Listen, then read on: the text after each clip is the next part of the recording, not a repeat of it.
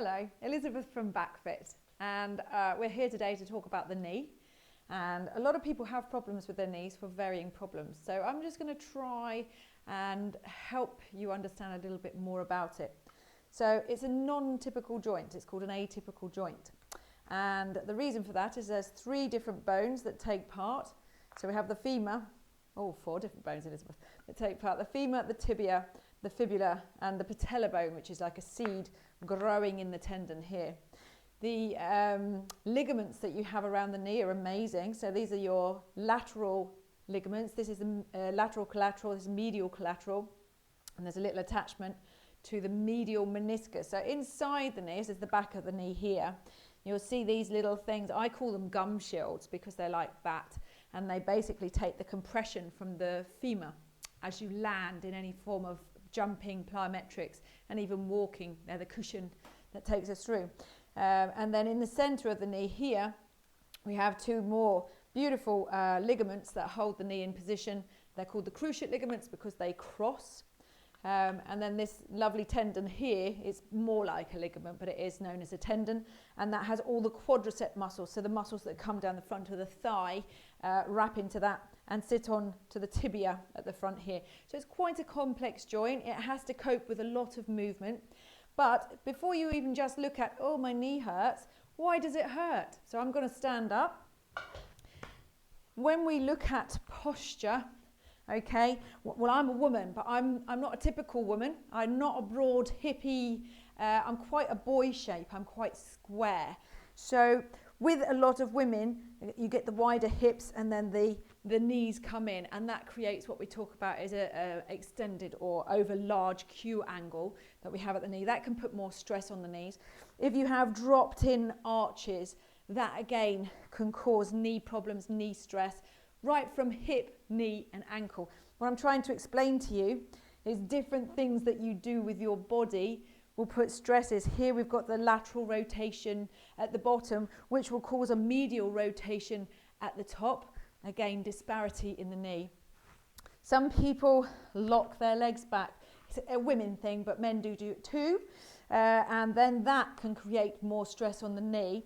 What men are more capable of, and women do as well, is they throw their hips forward. So they slouch into the posture, and the whole of the weight of the torso comes down into that poor little knee joint. Whereas with good posture, you will be bringing your weight back into the heel and going down the very strong bones of the femur and the tibia, rather than the knee getting so much torque. So there's a lot of things to look at when you look at you've got a knee injury or knee pain.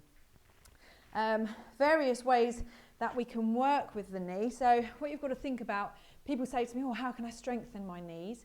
So the main muscles that we deal with, these are the quadriceps. So 4 muscles coming down towards the knee. And then we have at the back of the leg here, it's normally the heart-shaped muscle. This is the gastrocnemius. The reason the more superficial one's interesting is it crosses the knee joint, causing stability. And then we have the hamstrings, which is the bulk of the back of your leg. The other one that can get quite involved here is we have tensor fasciae latae, and that runs down in the IT band. A lot of people have heard of IT band with runner's knee and stuff like that because it crosses the joint here and can sometimes cause pain and flicking when people start running. All of these things only cause problems when they're unbalanced.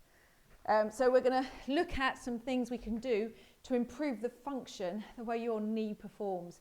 So the first thing that I would get any of my patients to do when we've got a knee problem is literally build up a little muscle in here. It's a key muscle. It literally, this is the medial aspect here. This part of the tendons and muscles that come down here is called your vastus medialis oblique, or the VMO for short. And this is the quickest to waste. So if you've had an injury and you've been out of sport for any time, this one becomes weakened, and then you'll find that when you're flexing your knee, the kneecap tracks. That's exaggerated. It's a small track, which can cause problems. Which can cause problems of pain on the patella. So we have patella pain, and so it's felt like central knee pain. Anyway, so going back from there, first exercise I would recommend, sitting down or laying, it's up to you what's comfortable for you, thinking of your own posture. We create a 15 to 20, probably better if you can see me like this, a 15 to 20 degree bend in the leg. Then you lean on your hands or you lay down, it doesn't really matter. And then it's literally that to extension. So in this position, that muscle will start to function again. First one to turn off an injury, last one to rebuild. Typical, isn't it? Okay, so this exercise here, going anywhere from 10 reps up to 30 reps. You're not going to do any damage to your knee with this. So literally just lifting into the extended position and then slowly lowering. This is not done, this is no good. If you do that, you have no effort from your muscles at all. So another thing you can do to enhance this is lift your toes. That'll help with the other muscles being engaged, and then just don't push down. That's not what we're asking for. We're literally, the ball is a rest and we're extending the leg. So that's how to work with the VMO. Okay, always do that first to stop the poor tracking of your patella. Okay, then another simple exercise that I give to people, is this okay for the camera? Okay, is this one. So I want to work various muscles on my legs, but I've got a knee problem and it's causing pain. So I don't want to put loads of weight on it standing. So I'm just going to slide my leg out. I'm going to go back a little bit so I'm on the mat still. And then bring it back in. Now what I'm doing here is I'm pushing down into the floor with my heel and pushing away, which means I'm using the quadricep muscles. Here I'm going to switch. I'm going to push my heel down and I'm going to drag my leg back in. A bit hard with the mat. And that's using the hamstrings and the calf muscles. So we're using both of them in a very concentric way. So that means that as I move, the muscle I'm focused on is getting shorter. When we train, when we want to get stronger, we do a lot of work in an eccentric phase. Easy for me to say. So to create an eccentric phase, it means we lengthen the muscle under load. And the only way you can do that is if you're seated on something, for this exercise that is. You're seated on something but there's no pressure on your feet except for a resistance band. So I'm going to try and see if I can sit on this chair and create a gap for my feet. So I'm going to use both legs. One's going to be working isometrically. Okay, so I can't, but imagine you're sitting on the kitchen table, okay, and you're in this position. You're sitting just nicely on your sit bones, your posture's good, and then you're literally going to extend the leg out, extended perfectly, and that's working all of these, and then slowly back, we'll create eccentric phase. So this is concentric, it's got shorter, and then coming back slow, slow, slow is eccentric. So this muscle is lengthening under load. Okay, if I was sitting on a table and my feet were floating, this leg is using the hamstrings to hold the band. As I take the band away, there's tension on this leg under the hamstrings, and as I bring it back in, that tension decreases. And then we can switch around and make sure that you do the same on both legs. So then we switch out, we extend the leg here, and then we slowly come back. And then out again, extend, concentric, coming back under control, eccentric, elongating. Okay, so there's another way to work with the hamstrings and the quads. Okay, and then we've got calf. The calf's so important. There's easy things to do with the calf. We can just do double heel raises, that's light work. Single leg heel raises, that's harder work for the calf. All done with a straight leg, because a bent leg takes out the muscle we're crossing the knee. So it's a bit pointless. So, and then we get into more active exercises.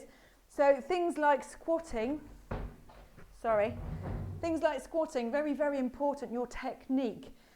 So when we squat, we're using the muscles of the glutes and the back, and our core, of course, because it's me. And we keep our body back. So we should always have our toes floating and the weight in our heels.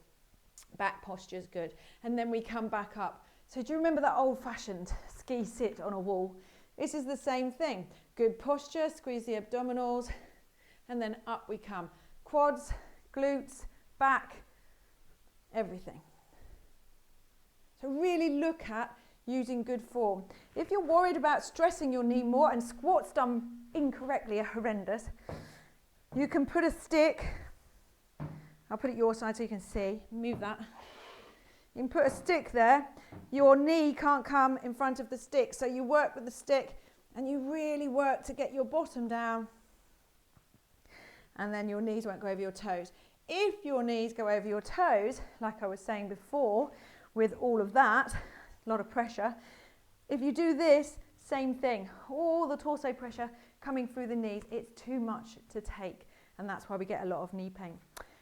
So squats are amazing. Lunge is the same. So I show you the lunge technique. I'll come from this side, it'll be easier for the camera.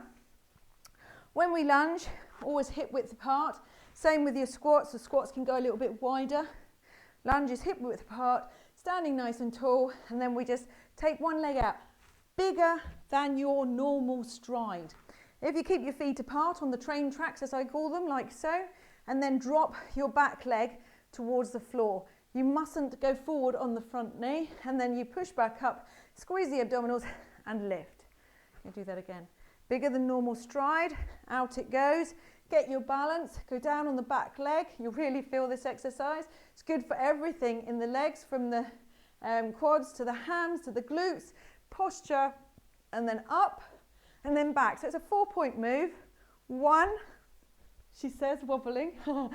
1, 2, 3, 4. Let's do it without wobbling. 1, 2, 3, and back on 4. Lunges are brilliant. I can take you a lot further. We can do dynamic exercises. It just depends on where you are and what your problem is. But if you're having pain with any of those, you've gone too far. Start back at the beginning. Failing that, give me a call and I'll help you out. Okay, so that's Elizabeth from BackFit. I hope that helps. Thank you.